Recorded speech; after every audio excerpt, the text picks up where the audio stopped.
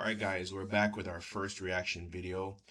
We're going to be reacting to the Scream 7 TV spot titled Worry. I'm sure you guys have seen this a while back, but I have been crazy busy, so I'm just now getting the opportunity to even do this video. Alright, but let's dive into it, guys. Let's see what we got. Everyone knows you as a survivor of many. Alright, right away we gotta stop it. There's the interview right here. It's Gale and Sydney. Do you guys think that this is bait, them trying to draw out the killer? Or do you guys think this is just Gale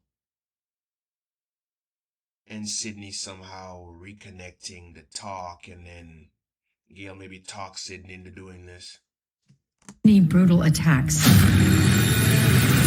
And right there in that sheet, that's her husband, by the way. We don't gotta, beat around the bush. That dude's probably getting murdered. But with the way they've been marketing this trailer, well, not this trailer, this movie, it makes me think that they want us to think the husband's gonna die when he's not gonna die.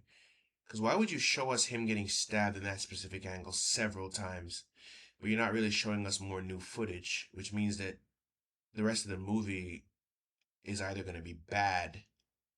When I say bad, I mean it's either going to be bad writing because of the rewrites and the firing and the recasting and the rehiring and or you're just trying to keep the movie a secret for the most part, which is good marketing, but I'm a little concerned. I'm just saying. Your daughter is the same age you were when this whole thing started. All right, let's go back real quick, guys. That's a little bit too far. Whoops. All right. In that initial scene when her friends are running up to her, you guys noticed properly? Right here, this chick has on the plaid skirt. That could just be them playing a joke with us. Obviously, because I'm pretty sure there's a scene where she's suspended from a theater ceiling. If I'm not mistaken, that is her. She dies. And then the black chick, she gets a bunch of stabs in the back, so we know she's probably cannon fodder. So it's an interesting thing. This kind of gives a parallel to Halloween. I don't know if y'all have watched Halloween. Y'all notice how there's a car in the background? It's possible that somebody could be in that car watching them. Just food for thought. Is the same age you were when this whole thing started.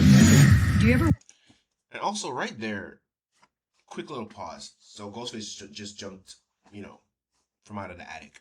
But Gale keeps bringing up the fact that Tatum's the same age as Sydney when this all started. Ghostface said the same thing. So either it's a red herring that they're making Gale out to be, or Gale is going to be one of the killers. Of course, it's all just speculation. We can't really confirm anything until we actually watch the movie. My suspects right now are going to be Anna Camp's character. I hope I don't get these actresses mixed up. The older one that's playing Sydney's neighbor, I don't remember if her name is Anna Camp. I think her name was Anna Camp.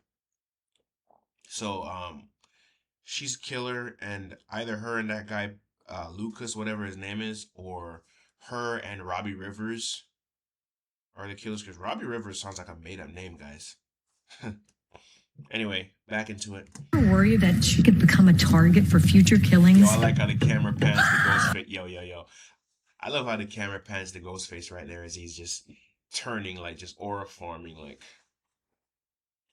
And then right here, where he starts stabbing at the wall where Tatum is hiding, and the way they cut it, they make it look like Tatum and Sydney are both hiding from him.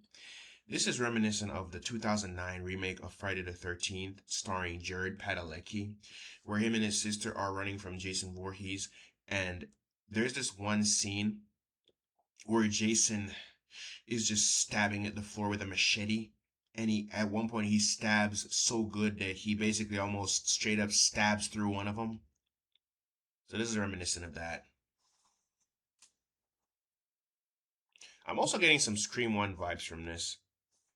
This movie feels way more personal than all the other movies have felt in a long time. If you hurt her, I'm not going to hurt her.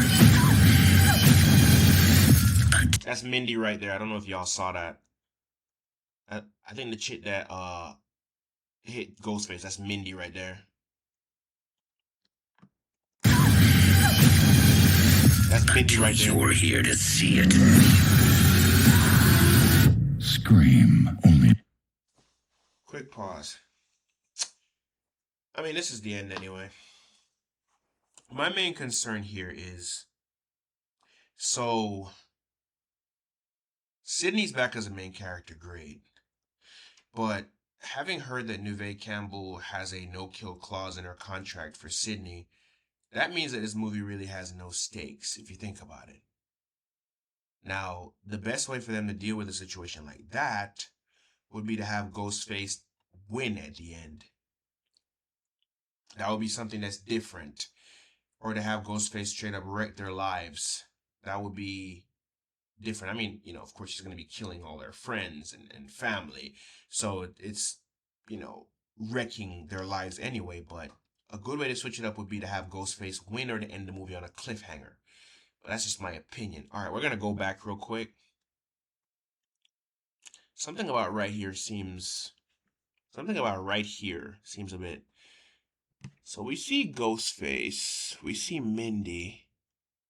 This looks like a callback to Scream 6 in the basement. That's a refrigerator that's opened. Until you're here to see it. Also notice that we barely see Chad in the movie. Kind of makes me wonder if Chad gets killed earlier on. Maybe his luck finally ran out like Dewey. Well, we'll see. So do y'all think that Stu Macher is alive? Do y'all think that he's a killer in this one? And if it turns out that he was alive, do you think that he could possibly not be a killer and actually be trying to help them figure out who the killer of this movie is?